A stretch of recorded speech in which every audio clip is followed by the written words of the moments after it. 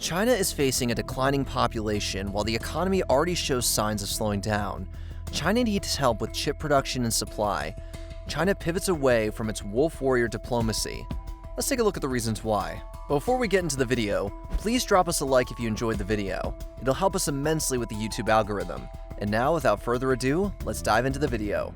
Results from a once-a-decade census announced in 2021 showed China's population growing at its slowest pace in decades. Populations are also shrinking and aging in other East Asian countries, such as Japan and South Korea. And now the CCP has announced that the population has shrunk in size compared to the previous year by 850,000, which has happened for the first time since the 60s. The birth rate in China has been declining for years, prompting the government to release policies to slow this trend. The CCP also scrapped its one-child policy 7 years ago to reverse the direction of the negative population growth, but it was all too late. Before we get any further, let's discuss the critical reasons for China's declining population. First and foremost, China's 2022 fertility rate is estimated to be 1.18 children per woman, which is down substantially from earlier decades and significantly below the replacement rate of 2.1 children per woman.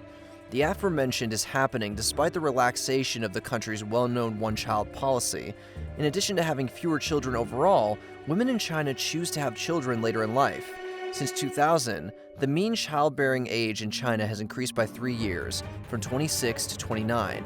To add fuel to the fire, China is among the countries with the most skewed sex ratio at birth. Still, as of 2021, China had a vast overall sex imbalance of around 30 million more men than women. China also has the highest abortion rates per 1,000 women ages 15 to 49 of any country, according to estimates from the Guttmacher Institute. Making matters worse is the rapidly aging population and the people who choose to leave China to pursue better opportunities. This trend will continue and perhaps worsen after COVID, says Yu Su, principal economist at the Economist Intelligence Unit. Ms. Su is among the experts who expect China's population to shrink further through 2023. The high youth unemployment rate and weaknesses in income expectations could further delay marriage and childbirth plans, dragging down the number of newborns, she added. Although more than any of the reasons trend the Chinese population decline has been shaped by the controversial one-child policy. It was introduced in 1979 to slow population growth. Families that violated the rules were fined and in some cases even lost jobs. In a culture that historically favors boys over girls, the policy has also led to forced abortions and a reportedly skewed gender ratio from the 1980s. The one-child policy was scrapped in 2016, and married couples were allowed to have 2 children. In recent years, the Chinese government also offered tax breaks and better maternal health care, among other incentives, to reverse or slow the falling birth rate. But this is too late, because the CCP is not a preventative government. It reacted to the problems at hand. This time, it was too late to respond, and the situation has gotten out of the CCP's hands. Now that we understand why the Chinese population is shrinking, let's see why this is a problem for the CCP. China has placed itself in a very precarious situation, as it has placed itself in the market as the world's factory. It could only do that because it has a vast reverse of cheap skilled labor. But what happens when the population shrinks? The labor pool suddenly disappears, and even before the birth rate declines, you will notice a shift in the demographics, with a rapidly aging population and not enough young people to replace them. The effect it has on the country is that they no longer have young people to run the country and support the elderly, resulting in economic collapse. The aftermath of this shift in demographics can be seen in China in the form of the retirement age being increased in China from 60 to 65. The death rate in 2023 is expected to be higher than it was pre-pandemic due to COVID infections. China has seen a surge of cases since it abandoned its zero-COVID policy last month. Before we discuss the sudden shift in Chinese diplomatic policies, let us dive into the problems with the Chinese chip industry and why it will continue to suffer even more than it has in the previous months. If you have not been living under a rock, you will know that the US government has aggressively sanctioned China recently. The worst among these was the sweeping set of restrictions on semiconductor technology exports to China.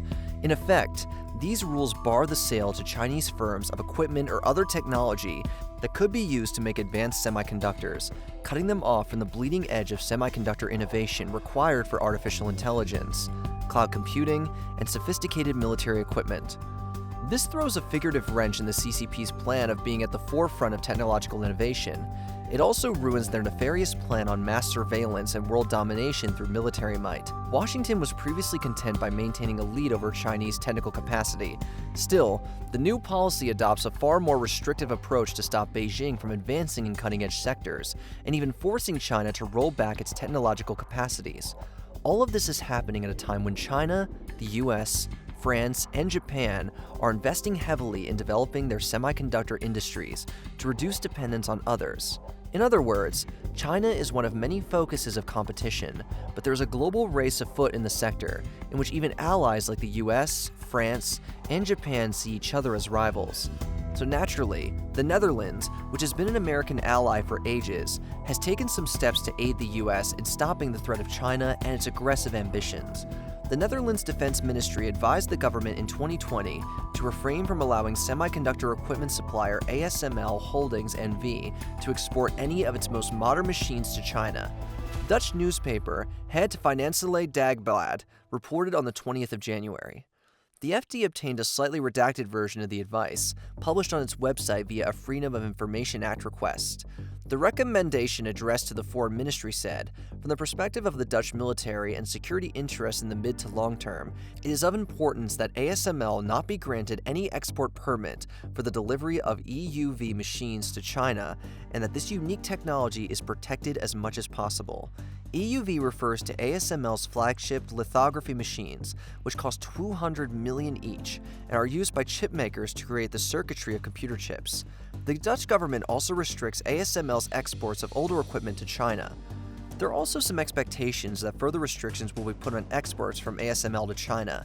ASML is a crucial supplier to chip makers and generates about 15% of its sales in China, an important growth market even after being restricted from selling its most advanced machines there under US pressure in 2019. This led Dutch Trade Ministry, Leesje Schrijnmacher, to say that they will not be adopting all of the US's rules, as some might go against open trade and result in protectionism, while also addressing the US's concerns regarding the increasingly hostile tendencies of China. Accessing the EUV and other high-end manufacturing equipment will result in China losing the capacity to provide high-end semiconductors and being forced to design and manufacture their equipment, which will end up causing more delay in China realizing its ambitions. And suppose we were to make an educated guess. In that case, the Chinese companies need to be better equipped to design or manufacture their high-end components because, for all these years, they've relied on companies from other countries to do the R&D and then steal their intellectual properties. Similar to what Huawei did to Nokia with the 5G technology, resulting in Huawei being able to undercut the competition vastly. Also, most companies in China specialize in low-cost manufacturing, so we doubt they'll be able to keep up. Making things even more challenging is the big fund-backed Tsinghua Unigroup. A once high-flying chip maker was saddled with more than 200 billion won in debt after too much expansion and was forced into a restructuring process last year. But rapid expansion was not the only issue faced by Tsinghua Unigroup, as Zhao Weiguo, the former head of the vast Chinese conglomerate, is now caught up in a corruption scandal. Since the post-COVID economy, demographic, and now even the technological sector is not doing so well, the CCP has decided to change its rhetoric. Since dictator Xi came to power, the CCP has stuck to its wolf warrior tactics, which essentially belittle any country and portray a very undiplomatic way of dealing with criticism. This has landed China in a lot of hot water, as earlier China never meddled in other countries' affairs, and as a result, no one bothered China. But since they adopted the wolf warrior's tactics, fewer countries see China favoringly, and their dirty deeds have come to light. The sanctions placed on China by the US essentially crippled the Chinese technological sector. So Xi has done a complete 180 as they did with a zero-COVID strategy, and for the past 3 months has seen tentative signs of a seeming diplomatic reorientation emerging from China. From the summit between Chinese President Xi Jinping and US President Joe Biden in November, which laid the foundations for an uneasy peace between the two powers, to the subtle yet noticeable shift away from more bellicose rhetoric employed by Chinese diplomats to characterize Beijing's relationships with Washington, Tokyo, Canberra, and other countries with which the government has shared recently volatile bilateral relations.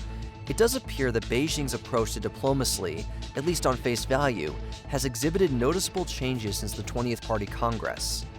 While Chinese diplomacy has undoubtedly shifted in tone, rhetoric, and even instances on matters deemed to be of secondary, non-substantive importance, such shifts should not be construed as a fundamental pivot. As such, Transition should not be misinterpreted as a sign of its abandoning long-standing commitments and what Beijing dubs baselines or Dixian in Chinese. In other words, the shift has more to do with domestic and economic factors, and less with China coming to its senses and ceasing to create unrest with its neighboring countries. To start understanding the shift in Chinese policy, one must understand the power struggles in the CCP and take the 20th National Congress into account. To get the hardliners on board, Xi first promoted very undiplomatic behavior, showing that China is self-reliant and will not capitulate to foreign powers. And now that the Party Congress is over, the Politburo Standing Committee has gravitated towards gradual, temporary, and exploratory reapproachment with the international community. That dynamic undergirded Xi's outreach to Biden at the Bali Summit. The summit, in turn, was indicative of the enduring influence of third parties, chiefly Brussels, in moderating substantial skepticism between Beijing and Washington. A more powerful economic case can be made for the shift in rhetoric, ensuring stability and a steady flow of foreign investments. Because of slow growth rates and worrying unemployment figures within the country have precipitated a structural rethink over whether the government can maintain a tenacious internal circulation without a highly effective and sustainable external circulation. It remains to be seen how the new rhetoric helps China in gaining favors from their international counterparts, and whether their stance on Taiwan shifts a little. That's all for today. If you stuck with us to the end, thank you. And if you enjoyed the video, please drop a like and subscribe to our channel. If you have any feedback, let us know in the comments section below. Until next time, goodbye.